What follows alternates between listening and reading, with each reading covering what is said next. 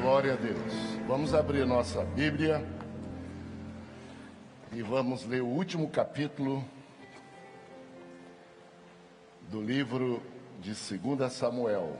Hoje nós concluímos o estudo do livro de 1 Samuel e 2 Samuel.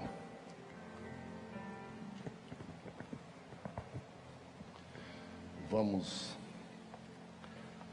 ler com alegria do verso 8º até o verso de número 25, juntos. Então eu leio o primeiro, você lê o segundo.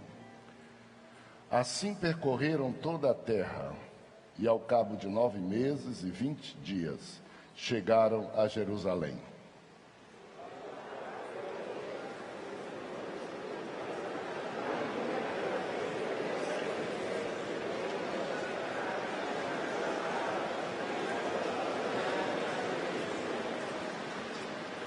Sentiu Davi bater-lhe o coração, depois de haver recenseado o povo, e disse ao Senhor: muito pequei no que fiz, porém agora, ó Senhor, peço-te que perdoes a iniquidade do teu servo, porque procedi muito loucamente.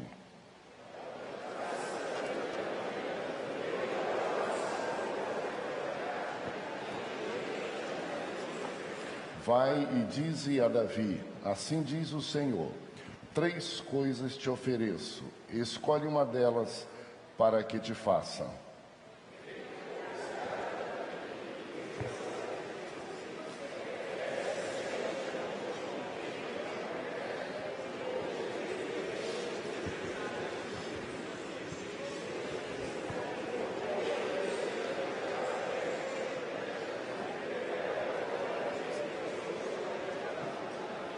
Então disse Davi a Gade: estou em grande angústia, porém caiamos nas mãos do Senhor, porque muitas são as suas misericórdias, mas nas mãos dos homens não caia eu.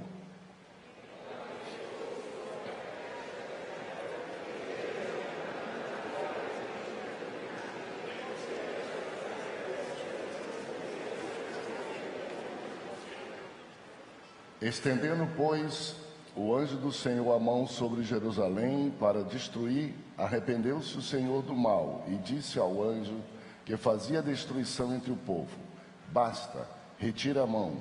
O anjo estava junto à eira de Araúna, o Jebuseu.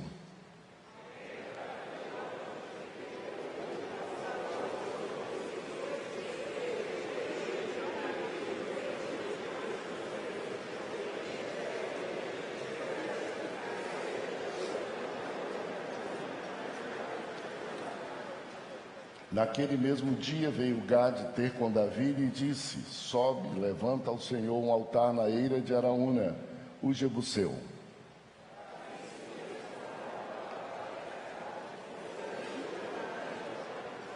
Olhou Araúna do alto e, vendo que vinham para ele o rei e seus homens, saiu e se inclinou do rei, com o rosto em terra.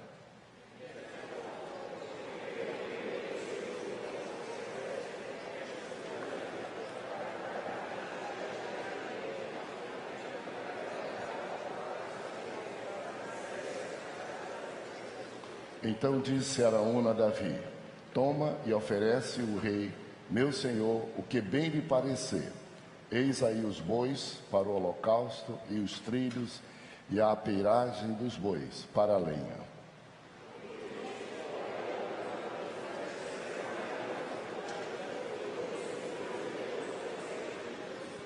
Porém o rei disse a Araúna: não, mas eu te comprarei pelo devido preço, porque não oferecerei ao Senhor, meu Deus, holocausto que não me custe nada. Assim Davi comprou a eira e pelos bois pagou 50 siclos de prata.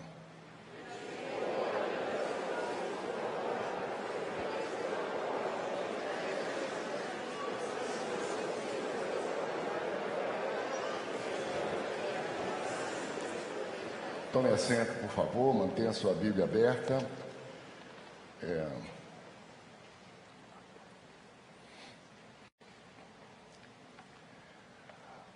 É muito bom estar aqui com vocês, aprendendo, quando estou sentado ali, lendo, estudando a palavra do Senhor Jesus. Também muito bom, quando estou longe, viajando, poder acompanhar via Boas Novas esse estudo, junto com milhares e milhares, na verdade centenas de milhares de pessoas que não podem estar aqui no templo, não estão aqui em Belém, mas não dispensam o estudo programado da Bíblia Sagrada, a leitura da Bíblia, o estudo da Bíblia. É realmente maravilhoso. E hoje eu queria mostrar para vocês e mandar um abraço a uma pessoa querida que eu encontrei um parente. Por favor, coloque a foto para mim aí. Eu encontrei com uma... Aqui, está aqui. Esta é minha irmã Ney Brelais. Ney Brelais. Ela tem 93 anos. A filha dela me encontrou na rua e disse que ela não tem condições de vir ao templo, mas não perde uma escola dominical. Lê a Bíblia e acompanha literalmente conosco. Sua filha, minha irmã Regina, Deus te abençoe muito. E muitas outras pessoas, em qualquer lugar, impressionante, nos aeroportos, em outros lugares, como as pessoas agradecem a Deus pela existência desta igreja, por aquilo que nós fazemos aqui estudando a Bíblia e, sobretudo, nesse horário, por um trabalho que nós prestamos a mais a todas as pessoas e aproximadamente 30 mil professores de escola dominical que nos acompanham estudando a lição uma semana antes, para que eles possam, nas igrejas onde eles vivem, e isso do meio da mata amazônica aos ricos condomínios, aos altos prédios e as palafitas, nos acompanham preparando a lição que é onde dar no domingo seguinte. Por isso que a gente está sempre uma lição à frente aqui no domingo. É a classe laboratório nossa. No próximo domingo, todo o país e fora do país que nos acompanham nessa sistemática estarão estudando essa lição, encerrando o livro de 1 Samuel e 2 Samuel. Eu quero aproveitar também para parabenizar nossos jovens. Eu vim hoje com a camisa, não está tão cheirosa, porque ontem foi um dia muito abençoado. Os nossos jovens, a partir das 16h30 até as 21h30, estiveram lá no Centenário, num Congresso Brasileiro de Jovens 2023, o maior que eu já vi acontecer. Não havia nem corredor dos lados do Centenário, totalmente tomado por jovens entusiasmados, cheios da graça de Deus, cheios do poder de Deus. Para mim foi realmente algo tão maravilhoso. Ontem eu me expressei lá para eles dizendo que minha convicção é que eles estão prontos para continuar essa grande obra. Já são a força da igreja hoje e a garantia de que a igreja amanhã continuará sendo uma igreja abençoada, uma igreja sólida, uma igreja fiel, uma igreja comprometida com o Senhor Jesus. Os jovens da nossa igreja estão todos eles de parabéns. Eu queria pedir um aplauso a toda a nossa juventude, a todos os jovens. Eu os desafiei ontem para que a gente começasse uma corrida de revezamento de liderança, né? Um começo de transição, começo de continuidade a partir desse congresso, e a gente vai caminhar juntos de olhos sobre eles e pedindo a graça de Deus para eles, perguntei se eles estavam disponíveis para isso, aquela multidão toda, e eu vi neles total graça, confiança em Deus e a esperança e segurança de que o trabalho que essa igreja faz não é em vão e que as futuras gerações, elas garantem a vida, a existência desta igreja do melhor modo possível, talvez até indo melhor do que aquilo que nós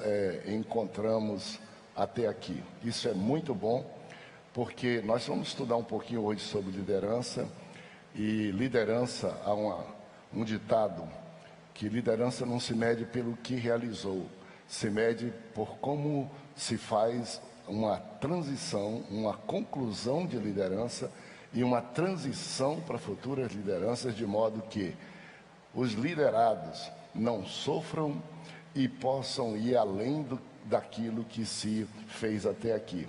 E realmente nós estamos vendo isso, vamos ver em Davi, e já estamos começando a ver, a presenciar, convidei eles e desafiei eles para que sejam servos de Jesus e também servos da igreja. E foi realmente um instante muito, muito abençoado.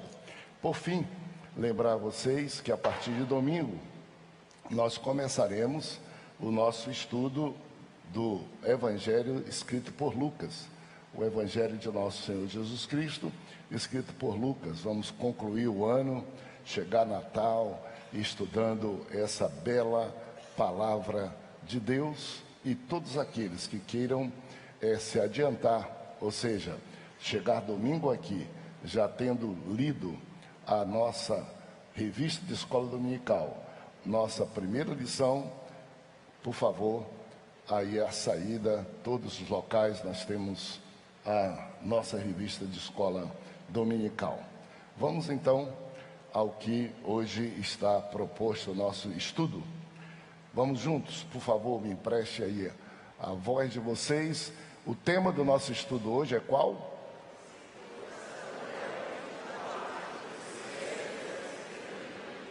E o texto áureo que nós escolhemos é?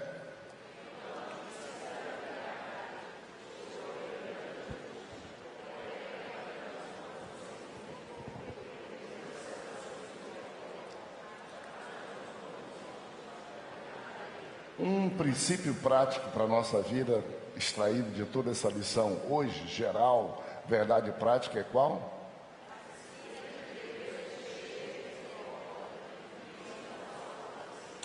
Todo esse nosso capítulo e essa história, na verdade, hoje, uma lição de conclusão desses livros, nós estamos resumindo em 3 tópicos principais. O primeiro é qual? O segundo? E o terceiro, extraordinário. Estamos bem informados então. Vamos então a essa nossa caminhada. Vamos conversar um pouco sobre o censo. Esse último capítulo do livro de Samuel, ele retrata a questão do censo levantado por Davi e a forma como Deus tratou de Davi em relação a essa sua atitude. Não é o fim ainda do reinado e nem da vida de Davi. Por que nós hoje não vamos abordar essa sessão dos últimos dias de sua morte, de sua sucessão? Porque esses assuntos estão tratados no livro de 1 Reis e de 1 Crônicas. Como nós decidimos estudar a Bíblia da forma como ela se apresenta, então não vale a pena a gente avançar, porque nós vamos, se Deus quiser, estudar isto no momento em que estudarmos o livro de Reis e os livros de Reis e o livro de Crônicas. Nós vamos então ver o epílogo da vida de Davi. Hoje nos conteremos com esse episódio que nos traz muitas lições interessantes. E vamos tentar um pequeno resumozinho do que tenha sido o livro de 1 Samuel e de 2 Samuel. O nosso primeiro tópico, então, o censo de Israel. Vamos ler a palavra do Senhor, o verso de número 3 do capítulo 24, por favor. Então disse Joabe ao rei: Ora, multiplique o Senhor teu Deus a este povo 100 vezes mais, e o rei, meu senhor, o veja. Mas porque tem prazer nisto o rei, meu senhor? Tentação e provação. Essas duas palavras são muito próximas, muito limítrofes. Nós usamos essas palavras como sinônimos, às vezes. Às vezes a gente faz uma pequena misturada que dificulta depois a gente entender um pouquinho a diferença delas, né? Por exemplo, a gente confunde muito igreja com templo. A gente diz, eu vou para a igreja. Na verdade, a gente está querendo dizer, eu vou para o templo, porque a igreja sou eu, não é? A gente confunde dizendo assim, a igreja está suja. Nós queremos dizer, o templo está precisando de pintura. E a gente, às vezes, vai usando os termos assim um pouco mais impróprios. Tentação e provação. Tentação tem origem no inferno, com a finalidade de destruir a fé e derrubar as pessoas. Por isso que a Bíblia diz que Deus não é tentado por ninguém e a ninguém tenta. O contrário. O exemplo disso, Eva no jardim. O exemplo disso, Jesus no deserto. Diz a Bíblia que Satanás o tentou no deserto. Queria destruir. Em Eva, ele teve sucesso. Em Jesus, ele não teve nenhum sucesso. Provação. Provação procede de Deus para crescimento nosso, crescimento da nossa fé, teste da nossa fé. Porque nós, seres humanos, Deus não depende disso, mas nós, seres humanos, nós crescemos em condições adversas, em condições de luta. E isso nós encontramos em tantas situações. Por exemplo, Paulo. Quanto sofrimento Paulo passou cumprindo a sua própria missão. Naufrágios, lutas, provações. Ele não desistiu. Jesus também foi exemplo, mas Jesus não precisava disso para aperfeiçoamento da fé. Embora que Hebreus diz que até Jesus foi aperfeiçoado pelo sofrimento para que entendesse as nossas dores e pudesse também ser solidário conosco na compreensão que existia. Claro que isso é uma linguagem antropomórfica para a gente entender que Jesus nos conhecia por dentro e por fora. E também para nos trazer consolação de que Jesus, ao renunciar sua glória no céu e tomar forma humana, ele queria dizer para a gente que ele sabia da nossa natureza.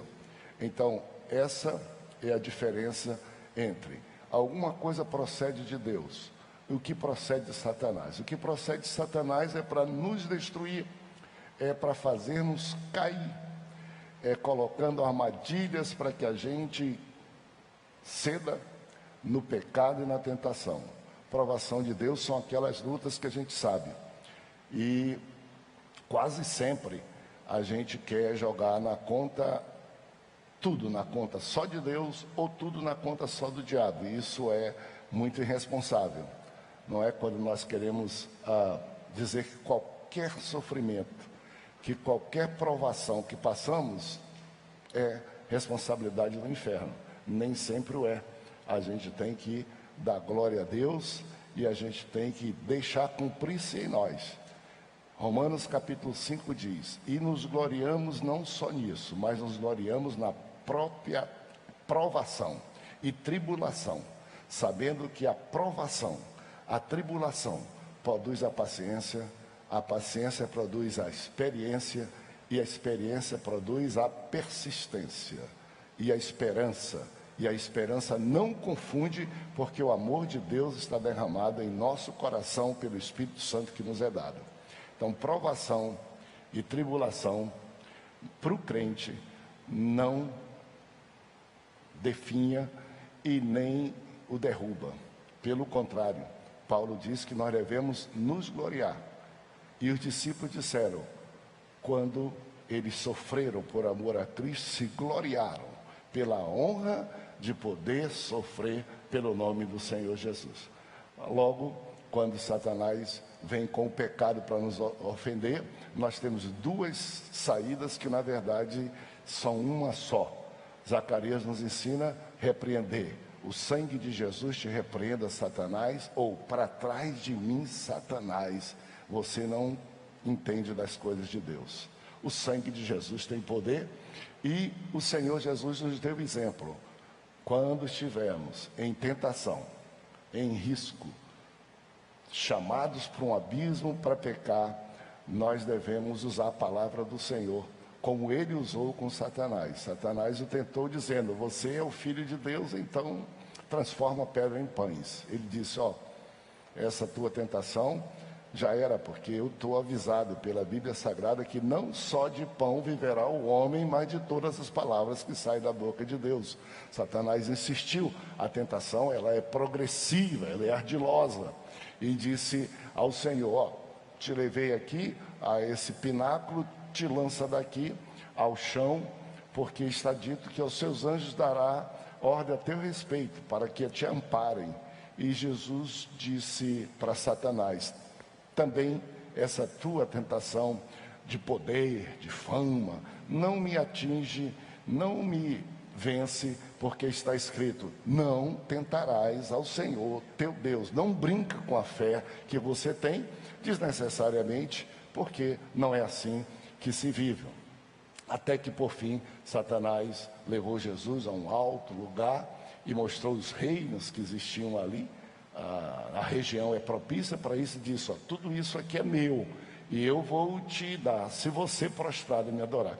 Bela mentira, não é? Não era dele, Jesus sabia muito bem. Ele estava só jogando a armadilha para a gente, mentindo que tem alguma coisa boa para dar para a gente, porque aos caminhos dos homens e de Satanás podem parecer direitos, mas depois é caminho de morte, porque ele vem para roubar, matar e destruir a nossa fé. Essa é a tentação de Satanás. E quando ele disse isso a Jesus, Jesus de uma forma definitiva o repreendeu, dizendo: eu te repreendo, porque está escrito: somente a Deus adorarás, e só a Ele prestarás culto. E Satanás fugiu, saiu. Como a Bíblia diz: resisti ao diabo e ele fugirá de vós. Como a Bíblia diz, o pecado está à porta, ele nos rodeia. Satanás quer se parecer como um leão rugindo em redor de nós, como se não tivéssemos saída. Mas a Bíblia diz: compete a ti dominá-lo, resistir ao diabo e dominar o pecado, sem brincar, sem pensar que você é alguém e que você pode enfrentar essas tentações sozinhos. Não vá com o coração cheio do Espírito do Senhor Jesus. Faça até como a história da criança. Vocês conhecem muito bem, eu acho muito interessante quando Jesus diz que se nós não nos fizermos como uma criança, a gente não é digno do reino do Senhor. A criança, a história que a criança estava sendo tentada, a criança estava querendo fazer as coisas erradas, e Satanás disse para uma criança, falou no coração da criança: deixa eu entrar no teu coração, deixa eu fazer morada no teu coração. E a criança disse: aqui no meu coração quem está morando é Jesus, conversa com ele, se ele quiser, e se ele deixar, aí é problema dele, mas se ele não quiser, se ele não deixar, não tem lugar para você no meu coração. Meu coração está cheio, meu coração está ocupado, meu coração está completo, minha mente está completa. Então a diferença entre essas duas palavras é bom que se tenha, né? A tentação procede do diabo para nos definhar e nos afastar de Deus. Provação, tribulações são dadas para crescimento da fé, são permitidas para o crescimento da fé. Segundo a soberania de Deus, versos 8 e verso 9, por favor. Assim percorreram toda a terra, e ao cabo de 9 meses e 20 dias, chegaram a Jerusalém. Deu Joabe ao rei o recenseamento do povo. Havia em Israel 800.000 homens de guerra, que puxavam da espada, e em Judá eram 500.000. A questão da soberania de Deus e os desígnios dos homens e as pessoas, como é que elas são. Quando nós estamos bem no exercício da nossa fé, nós cremos em Deus, descansamos em Deus, sabemos que o controle de tudo está na mão de Deus e preferimos ser submissos a Deus. Porque a soberania dele, o poder dele, a supremacia dele até sobre a vida, sobre qualquer coisa. Quando nós não estamos bem, a gente transfere de Deus, tira a confiança que temos nele para colocar em alguma outra coisa. Esse é o tipo de idolatria que crente comete. Às vezes a gente fala de um tipo de idolatria que outras pessoas praticam, adoram imagens, oram para seres que não são seres humanos ou que nem existe.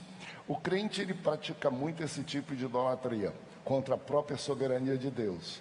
Ele sabe, ele já provou, ele tem certeza que quando ele nunca ele pode todas as coisas, mas num certo tempo ele quer descansar em seguranças próprias. Pode ser fama, pode ser recursos financeiros, pode ser conhecimento, pode ser poder, seja o que for. No caso de Davi, que viveu predominantemente na sua vida toda,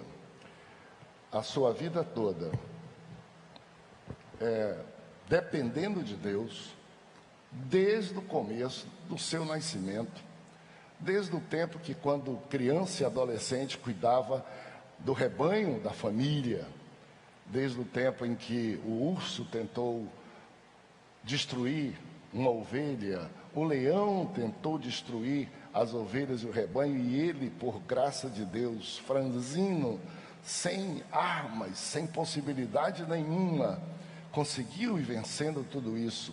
Golias, com uma pedrinha, com uma pequena baladeira, estilingue, funda, ele conseguiu fazer. Mesmo depois de sendo rei, antes de organizar o exército, de organizar o Estado de Israel, ele ia para pelejas e batalhas com exército pequeno, exército desarmado, em total desvantagem. E Deus era com ele e era com o povo de Israel, por suas promessas, por seu poder e por sua soberania. Nesse instante, Davi claudica, Davi rateia, Davi desliza na fé, e ele resolve, já ao final quase da sua vida, do seu reinado, a transferir a confiança que ele tinha em Deus para o seu poder bélico. Agora o Estado de Israel já era formado, já era muito forte, o exército de Israel também já tinha uma unidade, ele já era integrado, que não acontecia durante todo o tempo da história de Israel. Eles lutavam todos separados, desunidos no tempo dos juízes. Davi quis descansar no poder bélico e pediu para que fosse feito um levantamento, um censo de quantos eram os homens de guerra adestrados, para que ele pudesse fazer cálculos para as próximas batalhas. E basicamente, sem aquela aparente insegurança das batalhas anteriores, sem aquela necessidade de fé e dependência de Deus. Ele passaria a ser ele próprio, o Deus dele, controlando a vida dele, as vitórias dele, num ambiente logicamente errado, falso, porque os erros deles mostravam que ele não tinha controle nem sobre ele próprio, nem sobre seu caráter, seu próprio comportamento. E ele quis fazer essa transição, deixando que a soberania de Deus, o poder de Deus, a graça de Deus, que ao final prevalece até sobre o poder do inferno, prevalece sobre o poder de Satanás. Quem fez o universo foi Deus, quem nos deu vida, Deus, quem nos aceitou, ainda que errados, mandando seu filho para morrer na cruz, é Deus. O Senhor da vida é Deus, o Senhor da morte é Deus, o Senhor eterno é Deus. Satanás não teria como fazer nada, e nem o ser humano. Ele então insistiu em saber qual a sua força, e vamos com calma aí, não faça julgamento. Até aqui a gente sabe que a força levantada foi aí de 1.400.000 soldados. Imagine só, soldado eram pessoas acima de 20 anos, treinados, e não contava com os idosos. Depois, mais ou menos a idade era a idade de 20 a no máximo 50 anos. Que exército! Só para vocês terem uma ideia, isso nós estamos falando há 3.000 anos passados. Hoje, o exército brasileiro tem 300.000 soldados. A Marinha, que eu saiba até a última vez, tem 40, 50 mil militares. E a aeronáutica tem 60 mil. Junta aí um pouco, 400 mil. Claro que tem aí o chamado reservista, tem essa coisa, mas militares adestrados, prontos para a guerra. O exército de Davi era o triplo do exército do Brasil. Era uma força já muito grande, era uma atração pertencer ao exército de Davi. Pessoas estavam disponíveis para isso. E quando Davi já tinha noção disso, foi tão ridícula a pergunta dele que o oficial, o comandante do seu exército, o comandante aí do exército, disse para ele: Davi, não precisa, você já sabe. E já sabe como é que Israel trabalha, e como a fé que você tem, a história que você tem, é que nos trouxe até aqui. Por que você está querendo agora aferir isso? Para qual motivo? E aí nós vamos entrar no terceiro ponto, que é quando nós pecamos. Vamos lá. Sentiu Davi bater-lhe o coração, depois de haver recenseado o povo, e disse ao Senhor: muito pequei no que fiz, porém agora, ó Senhor, peço-te que perdoes a iniquidade do teu servo, porque procedi muito loucamente. Bom, minha gente, o que há de errado em a gente contar coisas? O que há de errado em a gente inventariar coisas? Em a gente ter noção de quantidade? Nada. Pelo contrário, era um hábito bíblico, era um hábito aconselhado pelo Senhor. Quando o povo Jacó foi para o Egito, a Bíblia diz que foram 72 pessoas. Quando saíram do Egito, diz que era um povo de 600 mil só homens, sem mulheres. Quando na Bíblia, no Novo Testamento, o Senhor Jesus multiplicou os pães, foi para alimentar 5.000 pessoas. Depois, números, Jesus disse: ninguém deve ir para a guerra sem antes calcular o exército que tem. Está na Bíblia. E diz também que a gente deve ser muito planejado. Se alguém quer construir alguma coisa, uma torre, primeiro faça as contas, veja se é possível para concluir. Planejamento é divino. Planejamento se faz em cima de boas informações. Se você não tiver boa informação, uma informação errada, você planeja e vai dar errado, porque a base está errada. Não há erro em levantar censo nenhum. O censo mais clássico que nós nos lembramos aqui, o censo do nascimento de Jesus, quando César Augusto mandou: todos vão às suas cidades e vamos levantar qual é a população de cada cidade, assim como nós temos aqui no país, para poder... Como é que nós sabemos que Melgaço é o último IDH? Porque tem o censo que é levantado, a qualidade, as informações, e a gente sabe. Lamentavelmente, como é que a gente sabe que nossa cidade está sendo degradada, a nossa capital, e nós já estamos aí no antepenúltimo lugar como a capital mais pobre, com menos saneamento, com menos infraestrutura, que está abrindo nossos olhos, que está nos fazendo orar, mas trabalhar pela cidade, ter esperança que agora aconteça alguma coisa melhor, e a gente botar as mãos na massa para ver essa cidade, que é uma cidade querida, Belém do Pará, melhor, através de pesquisas, através de censo. O erro aqui, tanto do pecado, foi: Davi fez um censo militar.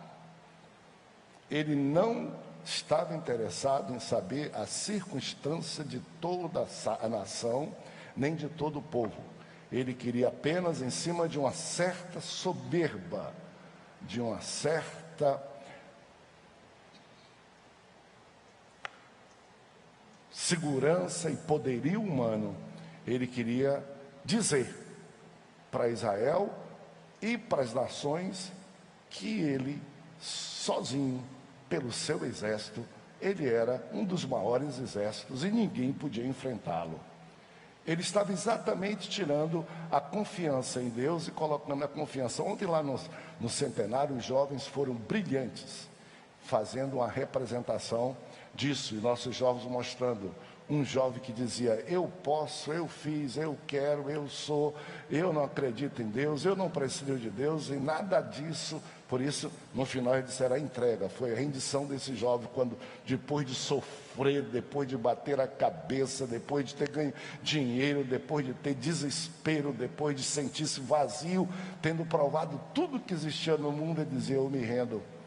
Se não tiver Deus, nada tem significado.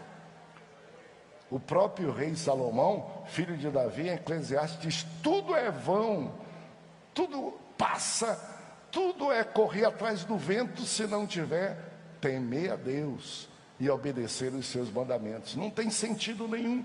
A gente se coisifica. E nessa soberba, nessa prepotência de Davi, de um levantamento bélico, um levantamento só militar, como quem diz: quando eu era menor, eu precisava de Deus, e essa nação era consagrada a Deus, e eu dizia a eles que seguisse, obedecesse a Deus, apesar de toda o poderio, a bênção que tinha. Não era esse o meu foco. Aqui ele transforma tudo para ele próprio, se fazendo o próprio Deus. Então o pecado não foi o censo em si, o pecado foi a motivação do censo, a razão do censo. Atenção, pastor Samuel Câmara, e atenção, todos aqueles que servem ao Senhor Jesus, que me ouvem em algum lugar. A gente não pode colocar Deus numa fórmula e depois pegar a fórmula e dizer: ela sem Deus vai me levar a algum lugar. Não pode, é o maior risco que existe. Aliás, a gente se esquece de Deus no detalhe. Lembra de Maria e José? Se esqueceram de Jesus no templo, foram achar muito depois de muita luta. E a gente, depois de quebrar a cara muitas vezes, porque Deus não se coloca dentro de uma caixinha de sapato e a gente não pode esquadrinhar Deus. Servir a Deus é ser obediente a Ele naquilo que Ele nos ensina a fazer, ainda que não seja uma fórmula repetitiva, que quase nunca é. Quase nunca é. Então você diz assim: eu aprendi isso, que Deus faz assim. Eu agora não preciso de Deus para fazer, para viver, eu já sei como é que é. Não vá nessa. Ouça a voz de Deus para aquele momento, porque a gente nunca é o mesmo depois de nenhuma experiência que a gente passa na vida e nem de comunhão com Deus. A gente cresce, os dias mudam, o momento muda, circunstância muda.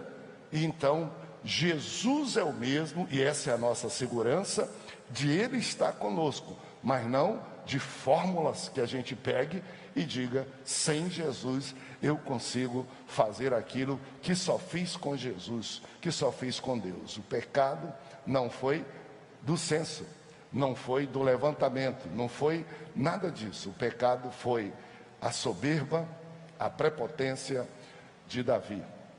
Ele se achou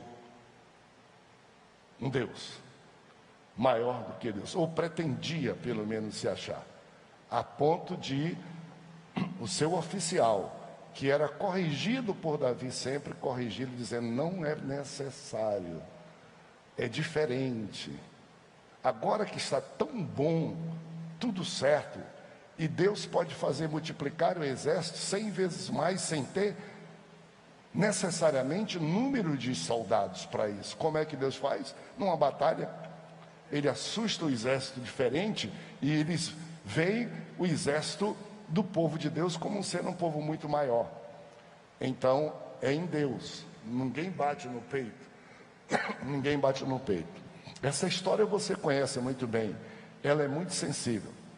Eu conheço um pouquinho dessa história também, porque geralmente Deus nos dá missões que são maiores do que nós, maiores do que a condição do povo de Deus, maiores do que a condição da igreja, maior do que o dinheiro, do que o orçamento. Quase sempre na igreja, na causa de Deus, funciona assim, exatamente para a gente poder experimentar a fé e a gente poder crescer, e o mundo poder perceber que nós não somos uma organização, uma empresa qualquer, nós não somos.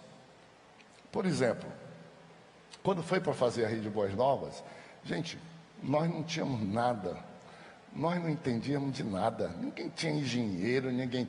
Tem gente que brinca com a Rede Boas Novas, são 32 anos atrás, não existia nenhuma televisão cristã evangélica 24 horas.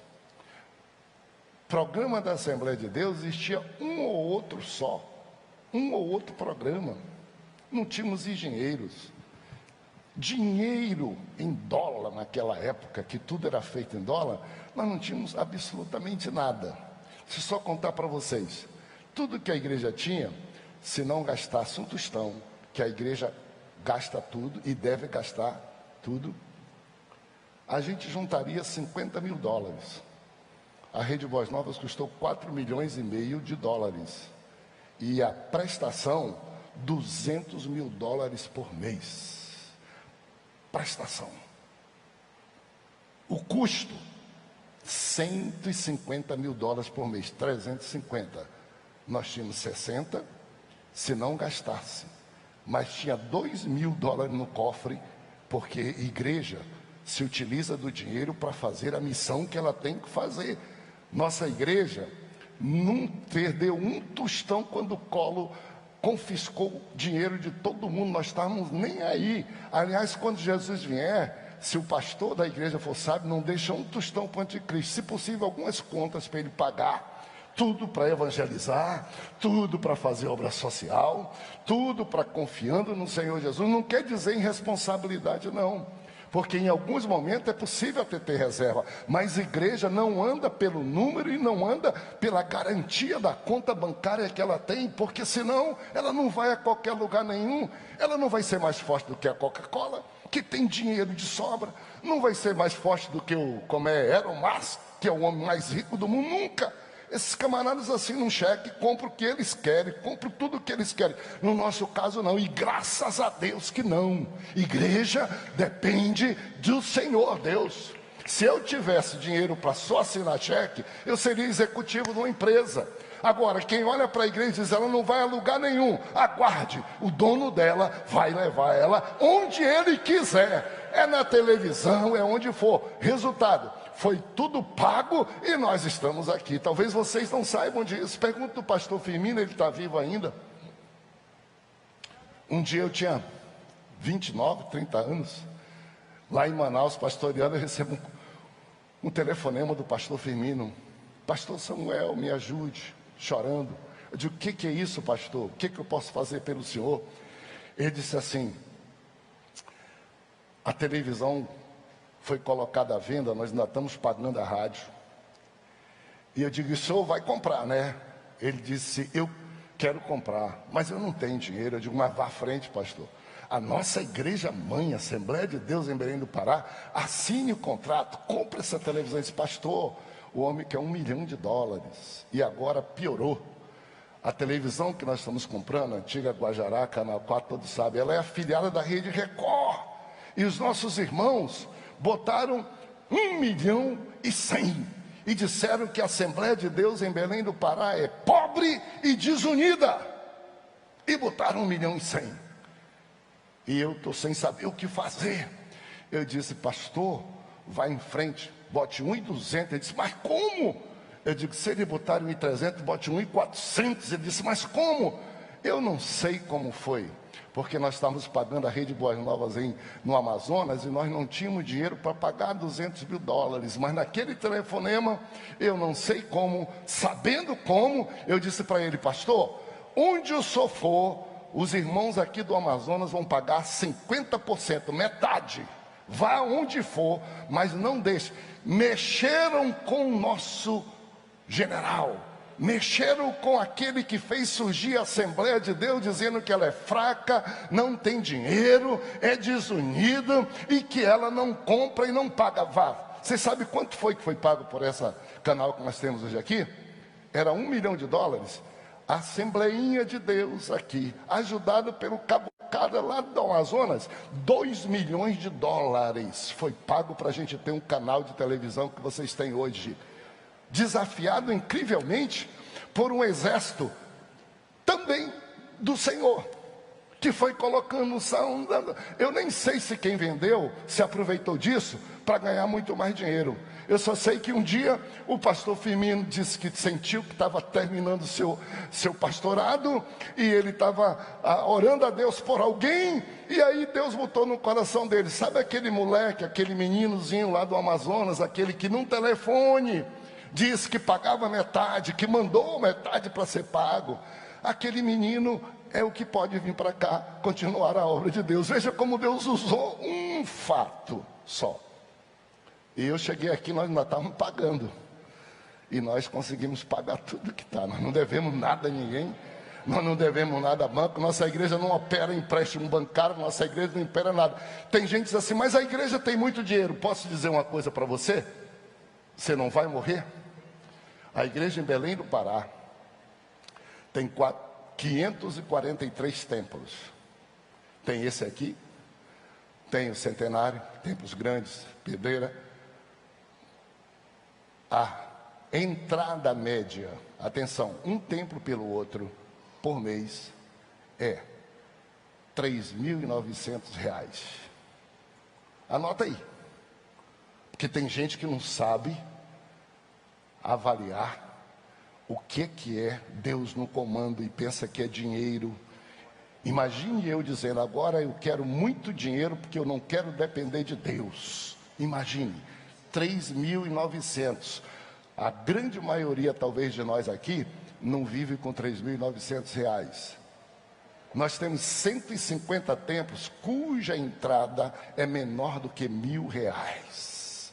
E o templo está lá, e a casa está lá, e o obreiro está lá, e a obra social está sendo feita lá, e meu gasto está lá. Se nós fôssemos olhar para o dinheiro, para a empresa, para a organização, nós não faríamos nada. Mas glória a Deus, que Ele é o Senhor da igreja. E alguém tem que olhar, aprender e dizer assim: só Deus faz estas coisas. E nós não fazemos questão de transferir de Deus para cá. Nós não fazemos. Davi errou porque ele não estava tratando de um censo. Ele queria deixar de confiar em Deus, naquilo que Deus havia feito e conduzia ele a vida toda. Deixa eu contar uma experiência só para a gente então concluir. Eu me lembro um dia que eu, recém-chegado a Belém, e a Rede Boas Novas andando. A Rede Boas Novas tinha mais de 400 funcionários. Pensem isso, Alguém olha para mim e pensa que eu tenho capacidade para isso, de produzir dinheiro. Eu nunca vi a reserva de dinheiro para a Rede Boas Novas em conta para um mês na frente, nunca. E eu estava com a Rebeca andando em torno do Bosque Rodrigues Alves. E eu recebo um telefonema, a Rede Boas Novas já estava quase todo o Brasil.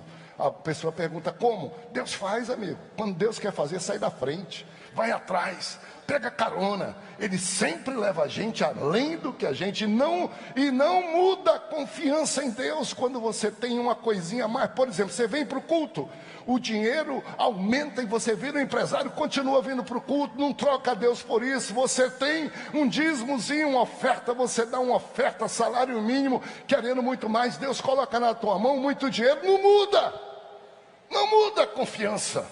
Isso tudo passa, isso tudo se acaba. E eu me lembro recebendo um telefonema, e lá no Amazonas os irmãos dizendo assim, nós não temos dinheiro para pagar os funcionários esse mês, que dói na vida de uma igreja. Uma bênção seria a televisão, seria uma maldição agora, porque os trabalhadores não teriam. E eu me lembro tão angustiado, eu disse para eles, olha, eu não tenho, o que eu vou fazer? A Rebeca disse, mas como, Samuel? Eu digo, Rebeca, eu não tenho. Se Deus quiser fechar Boas Novas agora, Ele vai fechar, porque eu não tenho como arranjar dinheiro, nunca tive, ela é de Deus.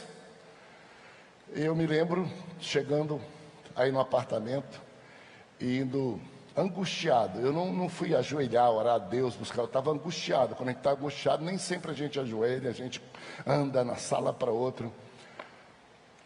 E angustiado, eu disse, Deus, nós vamos passar essa vergonha. Como é que nós vamos fazer? Não há o dinheiro para pagar o funcionário. Eu senti Deus falar no meu coração. E Deus disse, a voz no meu coração, quanto é que você quer? Aí eu fiz umas continhas de bobo. Eu fiz as continhas, Senhor, eu quero 2 milhões de dólares. 2 milhões de dólares, eu fiz a conta, daria 1 ano de vida da Rede Boas Novas. Eu digo, eu nunca tive descanso no próximo mês. Eu quero 2 milhões de dólares. Eu senti a voz dizer no meu coração e fechar o pacto, disse, tá certo, vou dar 2 milhões de dólares. Eu fiquei alegre, dei glória a Deus e tudo. Quando eu ia saindo do meu ambiente, onde a voz de Deus estava me falando, a voz do Senhor disse assim, quando terminar os 2 milhões de dólares, o que é que tu vais fazer para continuar sustentando a Rede Boas Novas? Eu parei, eu digo, passa muito rápido um ano, se acaba 2 milhões de dólares, o que eu vou fazer? Eu disse, Senhor, eu não sei. Eu não lembrava disso, eu não programei contar para vocês essa experiência, mas cabe totalmente. O Espírito de Deus me disse, escolhe 2 milhões de dólares ou o pão de cada dia da Rede Boas Novas. Escolhe. Vocês sabem esse pãozinho que nós distribuímos aqui para a gente botar o cofre de todas as moedas que a gente fez a campanha, o pão da Boas Novas, foi desse momento. Escolhe 2 milhões ou escolhe o pão diário da Rede Boas Novas. Sabe o que é que eu escolhi? Eu digo, Senhor, não está aqui quem quer 2 milhões. Garante o pão de cada dia da Rede Boas Novas. Louvado seja Deus. Já fazem 26 anos que o dono da obra disse que era assim. E por sua misericórdia, eu não errei na escolha. Foi o que Davi fez. Davi disse, não, eu não quero mais que você continue me ajudando, como foi com Golias, como foi com o leão. Eu agora quero eu mesmo mandar na vida. Israel é forte, quero comandar um exército forte, eu quero ser guerreiro na terra. Coloca de volta. Pecou contra Deus, abandonou Deus, disse, Deus, eu posso mais do que você. E pronto, e vamos para frente. A disciplina de Deus. Por que eu gastei mais tempo aqui? Porque fazem 2 lições que nós estudamos sobre a queda e a restauração de Davi. Lembram? Quantos de vocês estavam aqui? A lição de número, a queda e restauração de Davi. Naquele dia, eu inclusive fui muito audacioso. Eu usei uma palavra que não é comum no meu vocabulário. Não é muito comum. Eu sei que alguns de vocês nem...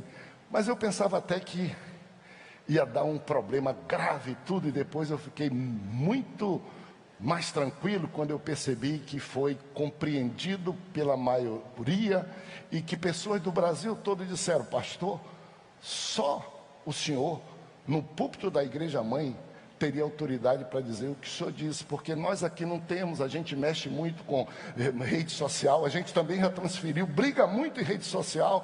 O senhor é um pastor de uma igreja com raiz, com origem, com tudo, o senhor poderia dizer o que disse. Claro que se eu dissesse hoje, eu ia dizer algum outro sinônimo, mas também eu já descobri que o sinônimo não ajudaria. De titica, de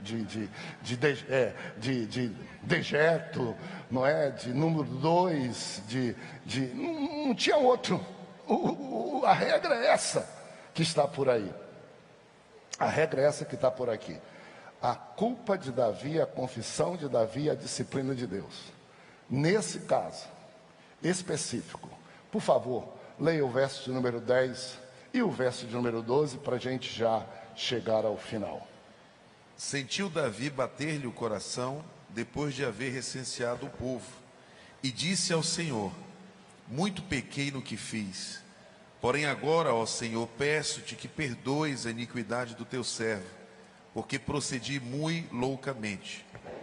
Verso 12: vai e dize a Davi: assim diz o Senhor, 3 coisas te ofereço, escolhe uma delas para que te faça. Como foi que Deus... Eu fico muito à vontade, feliz para estudar o capítulo 24, porque no capítulo de número 11, que nós estudamos a queda e a restauração de Davi, Davi, ele cometeu o pecado, ele adulterou, ele encobriu, ele tentou justificar o pecado, mandando matar o marido da esposa, tentando propor casamento, dando férias para o marido da esposa, para encobrir um pecado que ele não confessava, e Deus teve que mandar um profeta chamado Natã para dizer: ó, você é esse pecador. Aqui, o trato de Deus com Davi, atenção para isso, produziu efeito, porque embora Davi tenha feito o que não deveria ter feito, de se levantar contra Deus, dizendo que queria ser ele o comandante do seu exército, e não queria que Israel confiasse em Deus como antes, aqui, na hora que chegou o resultado para Davi, trazido pelos seus comandantes, 900.000 aqui em Israel, 500.000 em Judá, a Bíblia diz que Davi sentiu bater forte o seu coração. Ou seja, não precisou mais o profeta vir confrontar Davi. Não precisou mais alguém descobrir o pecado de Davi. Davi estava tratado de pecados que ele escondia e pecados que eram encadeados com o outro para esconder da visibilidade das pessoas. Aqui diz a Bíblia que na hora que bateu o resultado, diz: sentiu Davi bater-lhe o coração depois de haver recenseado o povo e disse: Senhor, muito pequei no que fiz, porém agora o Senhor, peço-te perdão da minha iniquidade, do teu servo, porque eu procedi loucamente. É muito bom quando a gente cresce na fé. É muito bom quando a gente não brinca com o pecado. Tem uma porção de crente que diz assim: pastor, tem que ser só no chicote, porque crente só vai levar no chicote. Me perdoe, eu não consigo ir além do que Jesus fez. O máximo que eu posso querer é ser parecido com Jesus, e não conseguirei totalmente ser como Ele. Não são modos, não são invenções, não são hábitos de igreja que me levarão a pensar que nós podemos proceder diferentemente em relação às pessoas e nem em relação aos pecados. Não tem jeito. O melhor que a gente pode fazer e crer é: quem é salvo, quem é regenerado, quem é nova criatura, não gosta de pecar, não anda procurando o pecado, não brinca com o pecado, procura a santificação, cada dia parecer-se mais com Jesus, cada dia distanciar-se mais do mundo. Quem brinca com o pecado precisa ser regenerado, e eu não posso olhar para a igreja de Jesus nivelando por baixo, como se aqui na frente tivesse todo mundo que não presta E todo mundo que sabe que não deve pecar, mas se pecar e confessar, Jesus perdoa. E alguém diz assim: pastor, mas se o senhor pregar isso, as pessoas vão ficar pecando, estimuladas a pecar, porque Jesus perdoa. Eu não acredito nisso. Eu não acredito nisso. Eu acredito que quem recebeu Jesus é nova criatura, não é perfeito, peca. Mas se pecar, não esconde, não connive, não permanece, sente a culpa, procura confessar e deixar, e Jesus perdoa, se tivesse arrependido sinceramente. Se não tiver, nem que o pastor perdoe, nem que a igreja perdoe, porque Jesus conhece o coração. Eu não acredito. Eu acredito que nós estamos seguindo para o céu. Fique em pé comigo. Conforme a Bíblia diz que a vereda do justo é como a luz da aurora, que vai brilhando mais e mais até ser dia perfeito. Eu acredito que sermos santificados não é ser perfeito. Eu acredito que o céu é o lugar onde todos aqueles que se arrependeram dos seus pecados, receberam Jesus como Salvador, e na caminhada, porventura, sem querer, sem propósito, sem intenção de continuar pecando, porque senão não há perdão para o pecado, se arrepende sinceramente. O que é? Coloca aí, por favor. Se arrepender sinceramente é ter a culpa, confessar e ser perdoado por Deus. E, atenção, enfrentar consequências dos pecados praticados, mesmo recebendo o perdão de Deus. Porque é da Bíblia: o que o homem semeia aqui, ele, o que a mulher colhe. O pecado deixa marca. Atenção, irmãos, pelo amor do Senhor Jesus, olha o que nós estamos fazendo com o Evangelho. Nós estamos dizendo que não vale a pena ser crente, porque a única pessoa que quando peca sente remorso, como Davi sentiu no coração, que diz, Davi sentiu bater o coração, sabe quem é? É quem tem o Espírito de Deus. Lá no mundo o cara peca, a mulher peca, rouba, faz adultério, mata, e não tem remorso nenhum, amigos. Aqui dentro a gente tem remorso. É a primeira evidência de que o pecado está sendo tratado. Vamos valorizar. Quem ainda sendo fraco peca, mas sente, confessa, porque lá no mundo pecado é festa, pecado é currículo. Beber droga, fazer festa, bacanal, família, imoralidade, droga, lá é festa. Aqui a pessoa vem para Jesus e ao primeiro momento de uma tentação ou de um deslize, a alma dela bate. Que coisa maravilhosa. O Espírito de Deus está dentro dessa pessoa, dizendo, não vai, não vai, não vai por esse caminho. Aí, a igreja, ou nós, somos carrascos, e dizemos que se essa pessoa confessar o seu pecado, vai descer sobre ela a espada. Ela não vai poder estar mais na igreja, ela não vai poder mais servir a Jesus, ela não vai poder mais ser aquilo outro. E o diabo diz, está vendo? Não dá ouvido ao Espírito Santo e não confessa o teu pecado para você não sofrer o escárnio dos irmãos da igreja. E essa pessoa começa a esconder o pecado, e o diabo começa a fazer ninho no coração dela, levando para o inferno com a nossa ajuda. Porque nós somos tão rigorosos que nós achamos que quem confessa e deixa não merece misericórdia. Mas a Bíblia diz, o que confessa e deixa merece toda misericórdia. Como Davi disse aí, eu vou cair na mão do Senhor, porque são muitas as misericórdias na mão dos homens. Nós somos uma igreja salvadora, redentiva. Aí vem a segundo passo difícil. Lá no mundo não precisa confessar. No mundo não precisa. No mundo tem que dar delação premiada para ganhar dinheiro.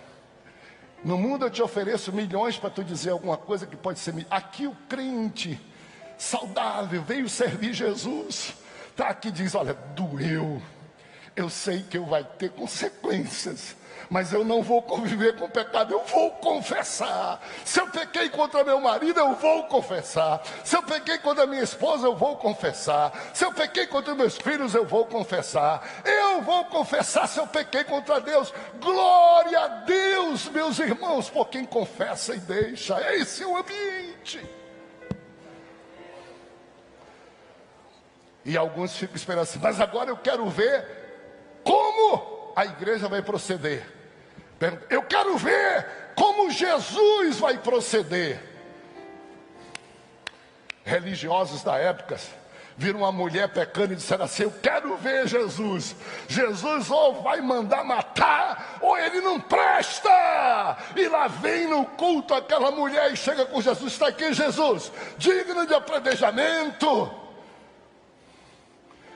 Nós queremos ser uma igreja de dogmas, de regras estabelecidas por nós, ou nós queremos seguir Jesus, ou nós queremos ser cristãos, ou nós queremos olhar como é que o Espírito de Deus quer tratar uma pessoa para salvar essa pessoa.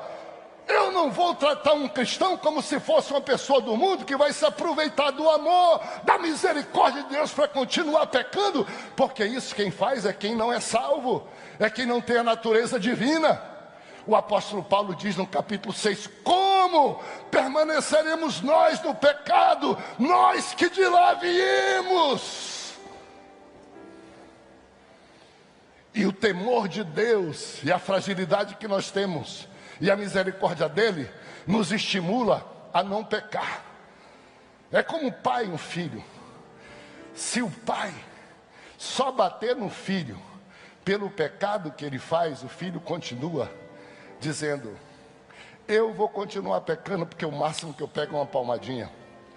Agora, se o pai abraçar o filho, chorar com o filho diz, eu não vou pecar mais, porque eu não quero entristecer meu pai, quem me ama, quem cuida de mim, eu não quero entristecer. Eu não quero entristecer. Assim que funciona numa igreja, no meio de um povo salvo, correções em função do pecado.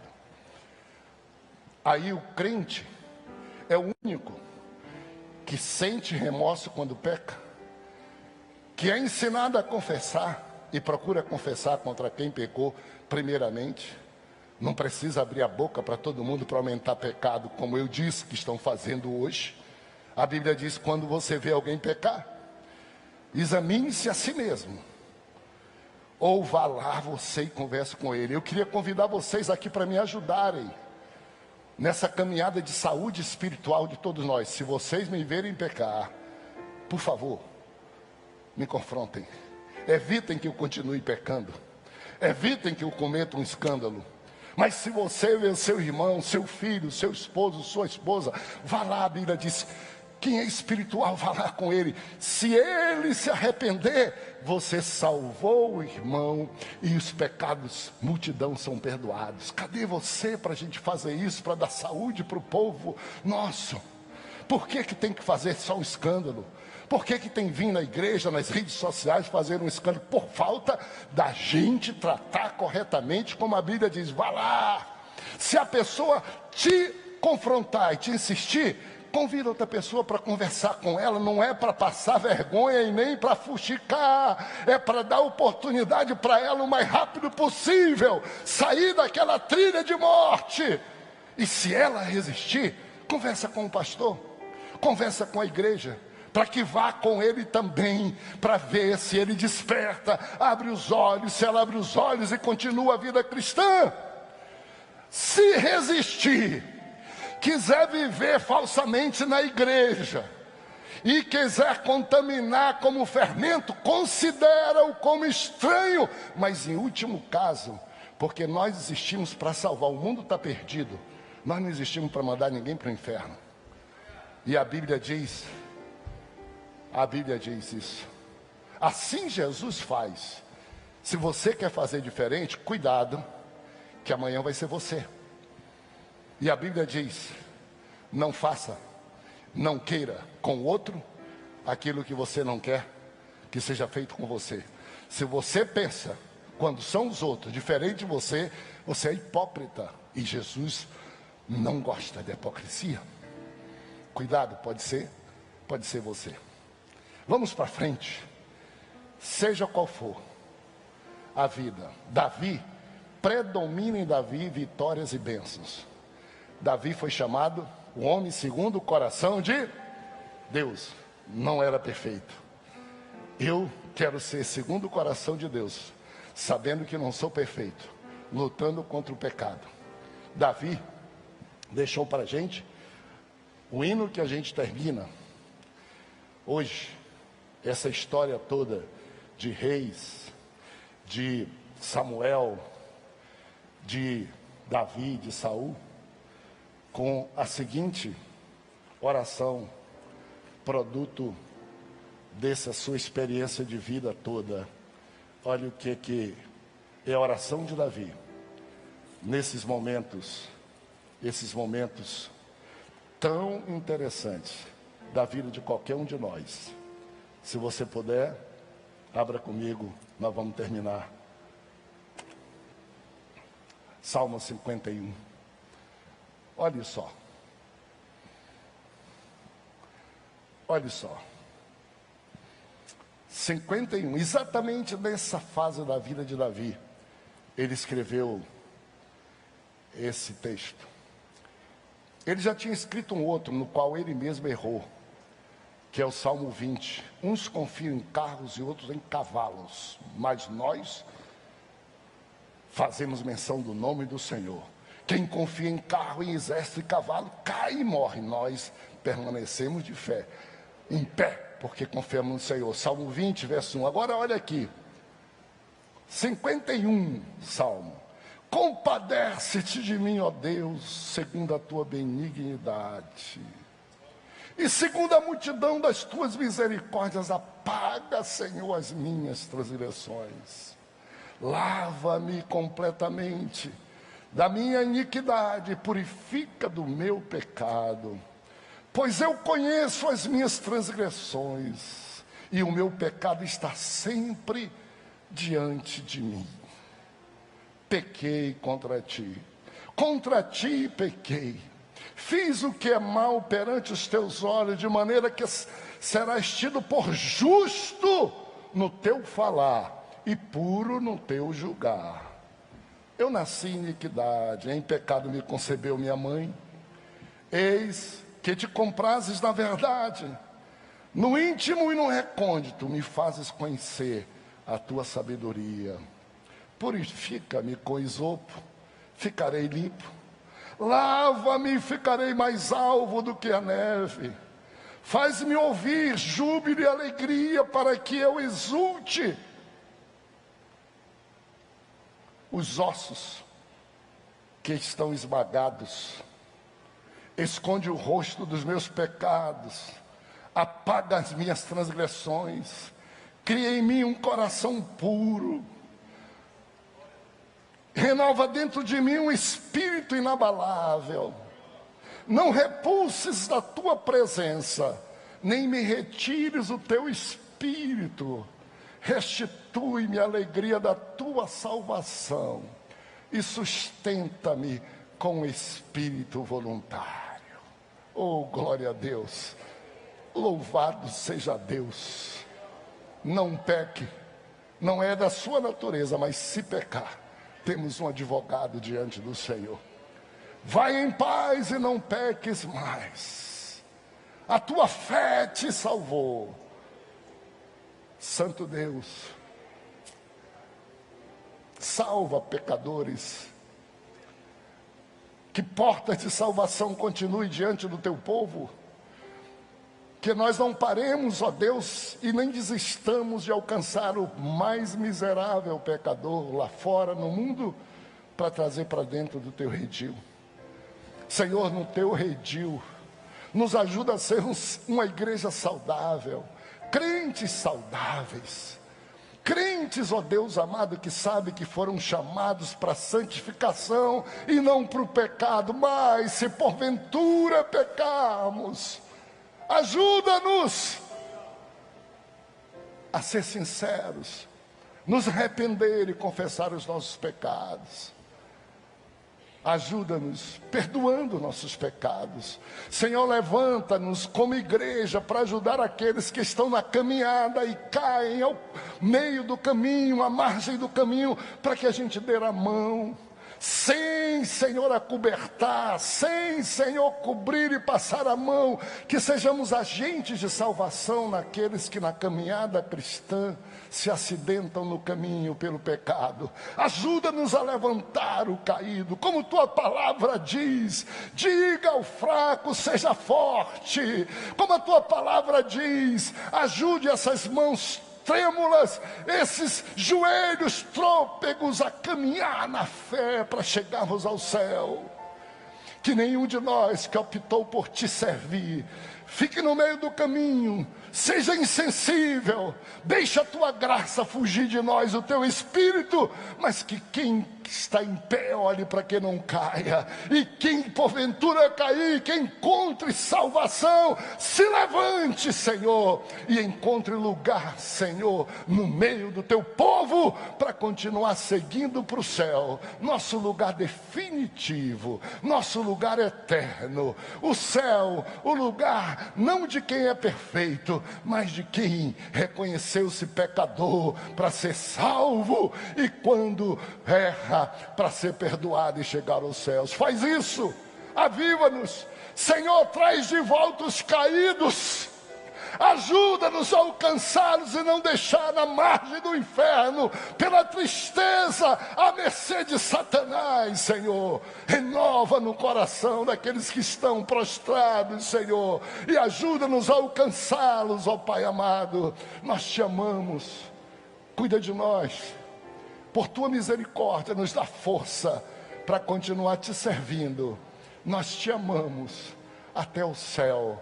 Os que podem dizer glória a Jesus, digam. Quem pode dar um grito de aleluia, dê. Deus te abençoe. Prossiga a igreja do Senhor.